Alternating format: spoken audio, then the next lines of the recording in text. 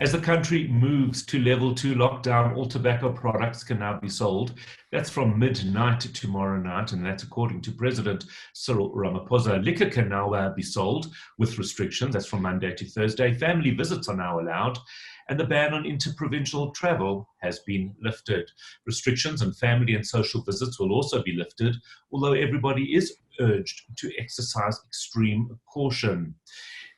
Restaurants, bars, taverns now permitted to operate according to approved protocols, and alert level 2 is where South Africa finds itself. There are some restrictions still in place. That includes no gatherings of more than 50 people allowed, amongst them funerals and religious events. Spectators will not be permitted at sporting events. The curfew remains in place between the hours of 10 and 4. I'm Howard Feldman, and I'm confused. This is your Sunday Synthesis podcast with me, Howard Feldman, and COVID expert Dr. Anton Meyberg, trying to figure out this morning the difference between could and should. Anton Meyberg, good morning. How are you? Good morning. So I think it's very confusing what's going on at the moment, and I think it's kind of like a game of Monopoly. I think we should not pass begin. We should not collect 200, and we should try to stay out of jail. I mean, that's where we're going at this point. So there are currently 21,624,941 cases worldwide, with 769,104 deaths and 14.3 million cases resolved. The United States has 5.5 million cases with 172,000 deaths, and South Africa has 583,653 cases with 11,677 deaths. There's more than 80% recovery rate being recorded, and in the last 24 hours, there are 4,513 cases recorded. In hospital in Gauteng, there are 4,125 patients, with 567 in ICU and 314 ventilated. As Prof. Karim says, the number of tests are going down as the number of swabs done at hospitals is going down. So as admissions and patients coming to casualties decline, so will the number of swabs done. The cases, therefore, are not coming down because there are fewer tests done. They are coming down because there are fewer patients to test. So the proportion of positive tests is also coming down. Right, so that's very, very good news. Just tell us from your experience what you've seen in the last week at the hospital. The numbers have dramatically come down at the hospital. We still have very sick people in ICU. We still have patients that we're giving tocilizumab to. In fact, we've got a patient that we're giving remdesivir to today for the first time that we're trying on. So these people are sick. They're still critically ill patients. But overall, the amount of patients being admitted has come down dramatically. People are less sick with the disease, and people are following the rules. So if people continue to follow the rules, hopefully we will manage this pandemic and it will peter out. But if people don't follow the rules, we will get a second wave. The number of wards, COVID wards at the hospital that you're involved with, has that come down? We've decreased our hospital wards by 1 already, so we're down by 1. So the numbers have come down.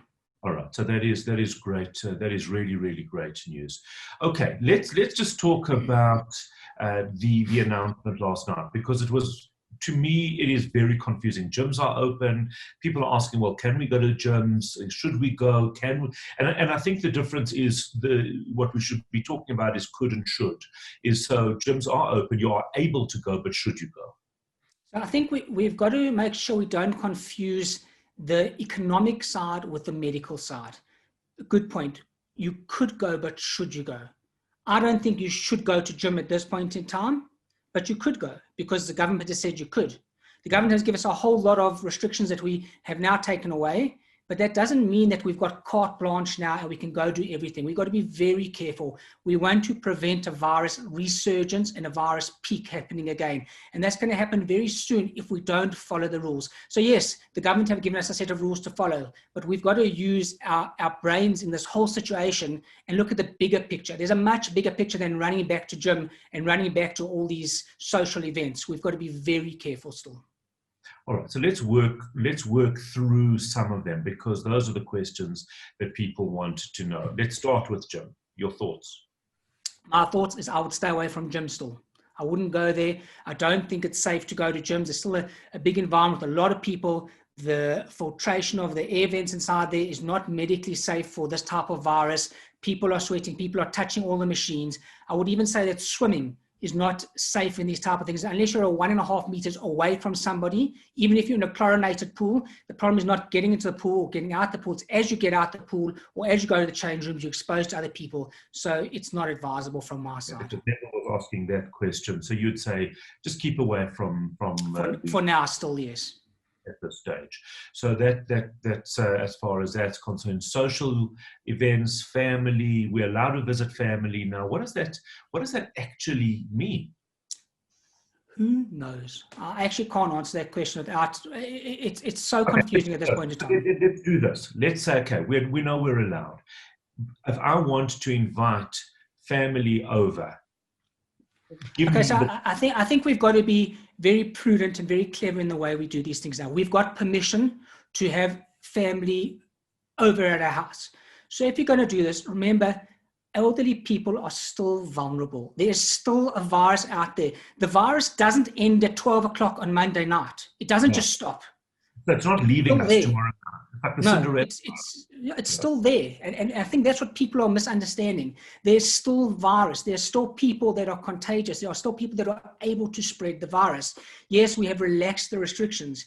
But if you do, let's say you want to have a family over for a Friday night supper now, be very clever about it. Do it cleverly. Have the meal outside. Maintain social distancing. Only have one family over.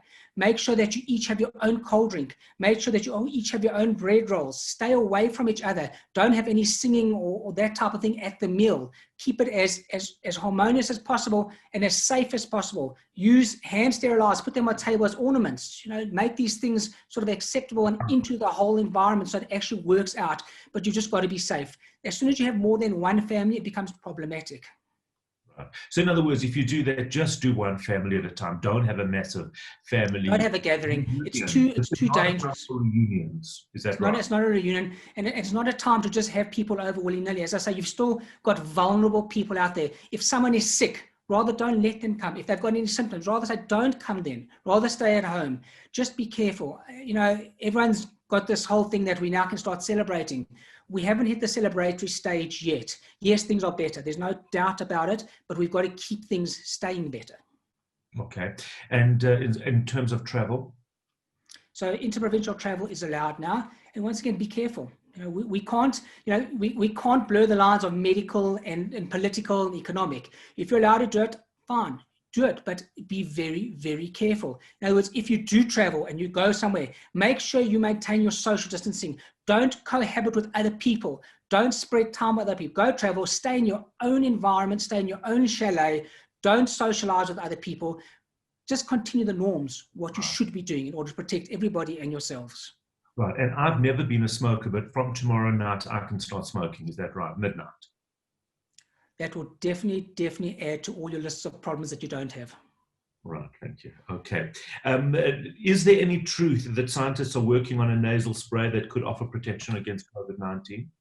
So there is actually truth to that. It's a nanobody spray that they're working on. There's a lot of other sprays that they're working on that are not scientifically modified, that are saying that they kill 99% of viruses and that type of thing. That's absolute rubbish. There is a spray they're working on called a nanobody spray, which is an antibody spray that will take a long time to come out, and it will take maybe months to years to come out. Well, in fact, on that question, Ryan asking, is it true that the vaccine that's on trial at WITS will only be ready in October next year?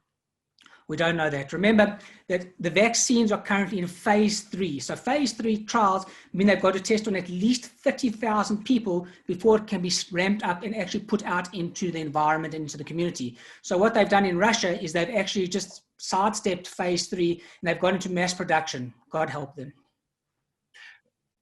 All right, so that answers that question. You don't believe, well, have you seen any data around the Russian vaccine? Sputnik 5, the Russian vaccine, I hope that it doesn't blow up in orbit. That's all I can say. Okay, so there's no information that the medical... They're sidestepping the actual steps of safety, and that is a big problem. You have to have the safety trials on these things before we know what they're going to do. Right. Okay. A lot of questions around donating plasma, antibody trials. What is the story around this? I think with regard to donating plasma, the convalescent plasma is what we're talking about. If you have been infected and you have had a positive test and you have been sick, then 2 weeks after you are better, you can go to the South African National Blood Service and join their trial where you can be tested for the antibodies, and they can take your plasma from you to use in sick patients. Simone saying, I've just received a message from Lancet that the antibody test is available. Is there merit in getting the test, or should I wait for a T-cell test? What is a T-cell test? Okay, so I think we've got to go back one step and discuss this. Okay, antibodies show that you've been infected, but this can include a common cold, a common coronavirus, not COVID-19, and this may have cross-reactivity, giving you a false positive. So most people develop antibodies 1 to 3 weeks after or during they've had the infections.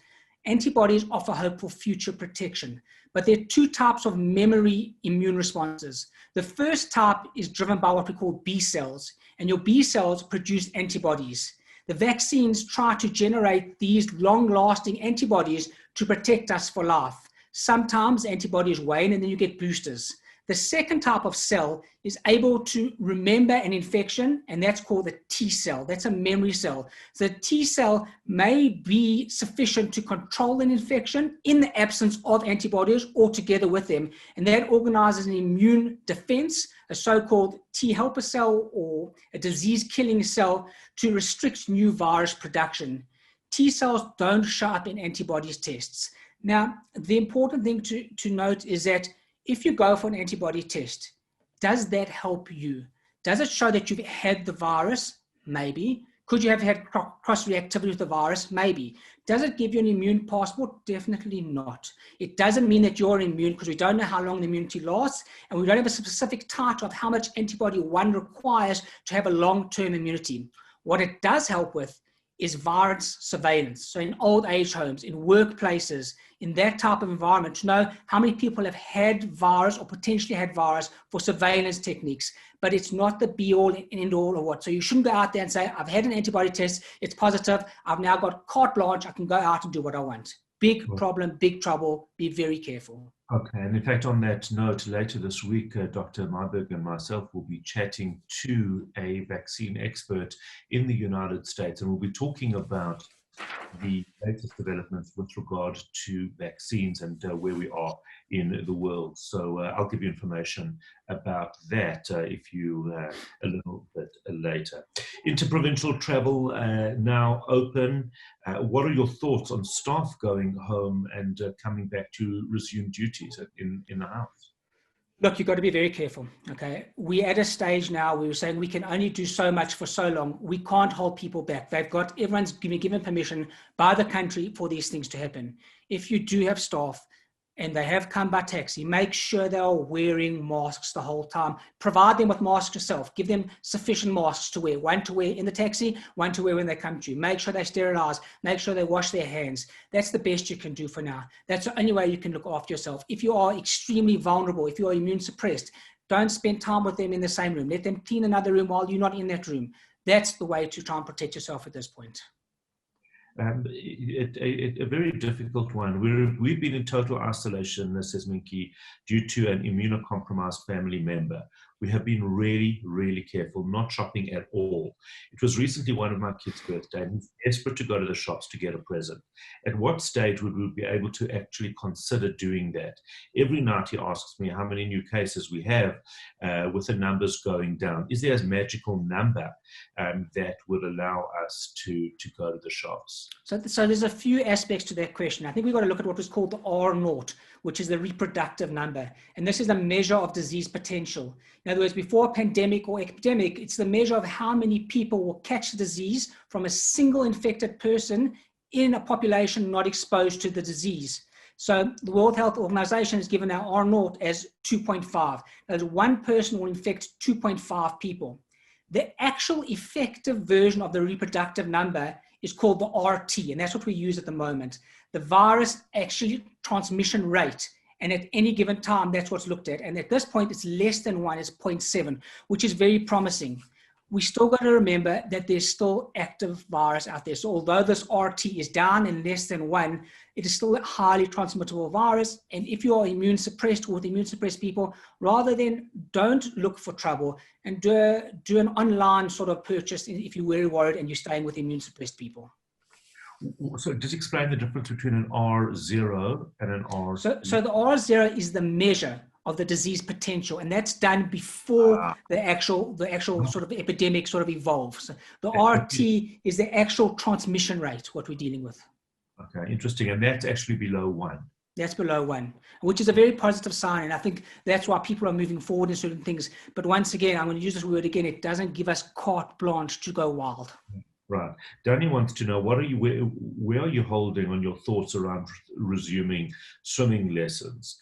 3 to 4 kids in a lesson, teacher has a permit, following regulations and guidelines, etc. You know, obviously this is important for parents. Kids need to learn. Sometimes they need to go to school, they need to learn to swim. Yep, 100%. And I think it's got to be done in a very, very strict fashion. We all know the chlorine is very good, etc.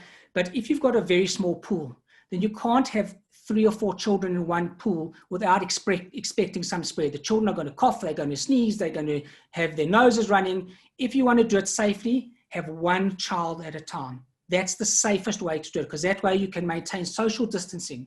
In other words, you can do it, but you've got to do it effectively. Social distancing, more than 1.5 meters apart, and spread these things out so there's no interaction between parents or waiting for the children afterwards. And maybe a good idea is to, rather than group levels, group families. So if there are 3 or 4 kids in a family, or 2 kids in a family that need to learn to swim, even if they're at different levels, maybe they can go together because they're living anyway.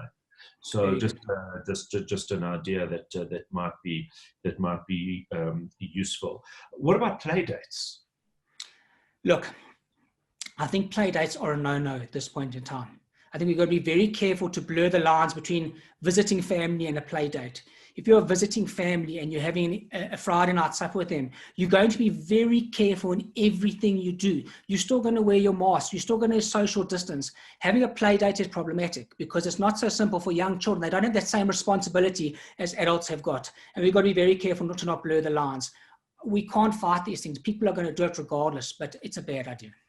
Okay, so at this stage, don't do that at all. Monique says, what about going on a safari in an open vehicle with 2 others and a guide? Mask wearing, social distancing observed, single room and in-room dining, but I am 64.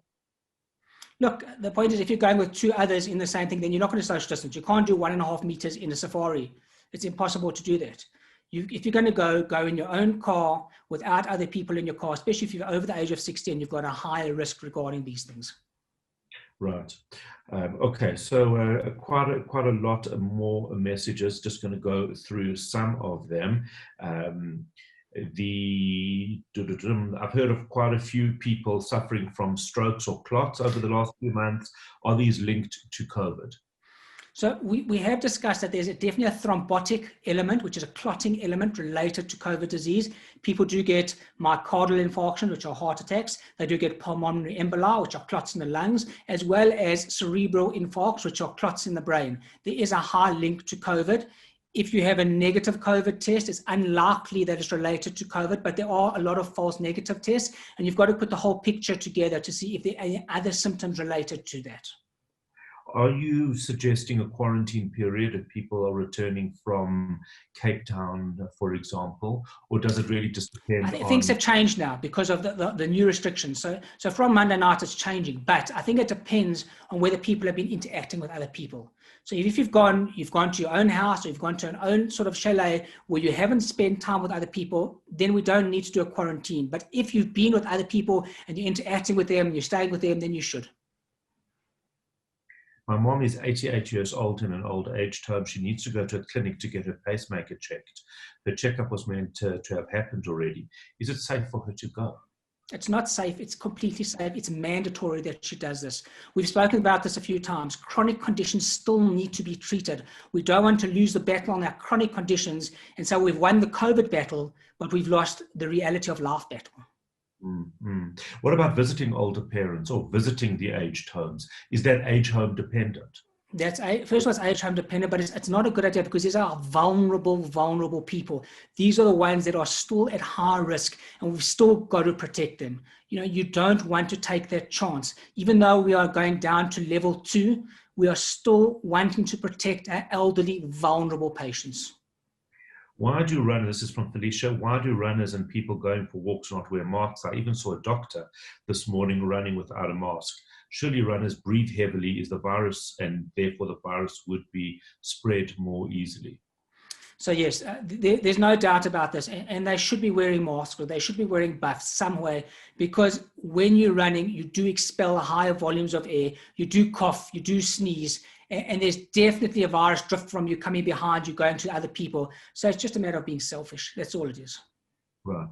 Okay, can we just talk about, somebody wants to remain anonymous, is asking me about these infrared thermometers. What is the correct way to use a thermometer? I've seen some people holding it in front of the forehead, some in the neck. Whilst I know that they're checking that a person's temperature is not above 37.5, if the reading shows that a person's temperature to be 34, does this mean that it's not working properly? I mean, I can tell you from my own experience, I go to the studio every day. That's basically the only place that I go. I'm always checked at the gate before I go in, and I don't think I've even reached 34, and I'm a cold person. I was going to say you're a cold-blooded mammal. I don't know if you're an invertebrate or what you are, but that's a whole different discussion, and we'll keep that for another time. But yes, remember that the thermometer, the infrared thermometer, is a screening tool. It's not a definitive thing. So if your temperature's up, it doesn't mean you've got COVID, but we expect that you should be screened and looked at and seen if there's any other issues going on. Temperatures can range on these infrared machines from 33.5 up to 37, showing no problems. If it's low, it doesn't matter. They usually do them on the forehead. They don't get them on the forehead. They do them at the neck. It's a guide. It's not a definitive answer. Why would they not, for example, use those? What are the things for you to check your oxygen levels? The pulse oximeter. To check how would that help you with your temperature? It doesn't help with your temperature, but surely if your oxygen levels are low, then that's more accurate an assessment than if your temperature. So that's a fantastic question, and I'll tell you why it's a good question. Is because a lot of people have a lower oxygen level. If you're obese, if you've got sleep apnea, you'll have a lower oxygen level than a normal person, and you compensate with that oxygen level and you maintain. So you could have an oxygen level of 88%. That doesn't mean you're sick. That doesn't mean there's wrong, but your body's compensated and used to that oxygen level. And that's why you can't use that as a screening tool. What you can do is say that if you are sick and it's lower than that, then you've got a sort of a comparative of what it normally should be and what it is. Right. Isn't that a good thing for people to know what their normal oxygen levels are? No, I don't think it makes it. It's just going to make people more paranoid. Yes. Yeah. Yeah. So is the best. I think you're going to go outside and buy one, aren't you? Yeah, I'm going to go to take a lot in just one moment. Are you saying really that the most accurate way to ascertain if somebody's at risk is an inaccurate thermometer? So it's not the most accurate way. It's part of a screening tool. A thermometer shouldn't be the only thing. Look, if you're going into a big organization, let's say you're going to a hospital, they don't only use the thermometer as the screening tool. There's a whole list of questions that are added to that. Yes, if you're going to a shopping center, it's kind of a layman way of just doing it just to try and help and see. But I can't imagine that even if your temperature is 38, they're going to stop you at a shopping center from going in. It's kind of just sort of like a facade, okay? But as I say, that can't be the be-all and end-all of the testing. There's got to be other parameters to it. Right. Let's just talk about places of worship for a moment. A lot of regulations have come out around how that is going to function. Are you still concerned about places of worship opening? Still very concerned. I think that the guidelines that have been put out are extremely well done. I think they should start with only about 10 people. And from what I've seen, they are very strict. They are very regimented, and I love it. I think it's fantastic. It's done very, very well. That was done by Professor Ephraim Prom, and I think it's really very good. But I'm not in a rush to go back to any place of worship right now because there's still a high virus load, even though that the RT is coming down. With the biggest place of spread was seen at synagogues, churches, and mosques. So we don't want to expose ourselves. And if you're over 60, if you've got comorbidities, stay away from these places now. Yeah, because in fact we have seen that. We've seen one of the biggest dangers has been religious gatherings. Yeah. We've seen it through the South African Muslim community, Jewish community, churches, etc. So that is a major concern. So play dates are out. What about grandparents? What about kids visiting grandparents? Well, I think it's the same thing. You know, these people are vulnerable. You've got a vulnerable population of people that we've protected. You know, there's a lot of people that say that the lockdown was a waste of time. The numbers speak for themselves. The lockdown was not a waste of time. Look where we are now. We've only had 11,000 deaths of a projected hundreds of thousands of deaths. That's a big thing. Yes, 11,000 is still a lot, but the actual potential that could have been if we didn't have this lockdown and if we didn't have time to prepare ourselves and get everything in order would have been so dramatic. Everyone's spoken about the high density of people in Alex and all these type of things, and yet our numbers are lower than we expected them to be. And this was because of an effective lockdown that was well moderated at the beginning of this pandemic. So be very careful. This is not an open season type of thing just to go and visit everybody now. You've got to choose very carefully. Even so much to say, rather choose one family that you're going to go spend time with if you are going to, just while we're waiting. Because what's going to happen is if we don't observe these within the next 4 to 8 weeks, we're going to get a resurgence and a peak of this virus again. And we cannot afford that. Yeah, it's very concerning, very concerning indeed. But the news is actually very good news. I mean, we really are. So if you look back at it, would you say that South Africa's actually done very well? You know, although we're in the top 5 on the world odometer, we've done far better than we thought we would have done. The predictions were obviously much higher and much worse than they thought they would have been. But I think we've done very well for where we're at the moment. And I'm not talking about financially. That's a whole different discussion. I'm not talking about the economy. I'm talking medically. Medically, we have done so well. We've kept our numbers down. We've kept the mortality rate down comparative to other places in the world with our high numbers and with our high densely populated areas. Do you see, even though we're heading towards spring, do you think that we are now going to start to see a flu, of people suffering from flu? So I think we'll see people suffering from flu if people drop their guards, if people stop wearing their masks, if people stop washing their hands. This has stopped and contained the flu virus, influenzas, the adenoviruses, the RSV viruses from going out. I've spoken to colleagues in America. They're now going into autumn, winter, and they are petrified that they're now going to see a major resurgence of this virus because of the cold weather and people not observing the actual rules of engagement.